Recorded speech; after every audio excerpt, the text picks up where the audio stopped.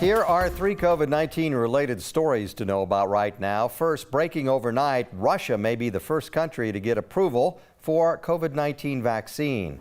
President Vladimir Putin announced that it has granted regulatory approval after less than 2 months of human testing.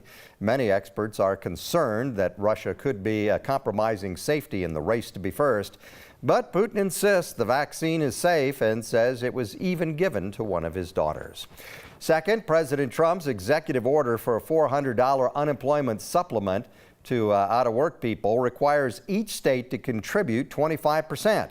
Governor Polis says Colorado only has enough money to pay that for a couple of weeks, and that's even stretching it. The state has to cut about $3 billion already from its budget. And third, Governor Polis has extended the executive order to keep Coloradans from getting evicted for another 30 days. The order requires landlords to give 30 days notice of eviction instead of the usual 10.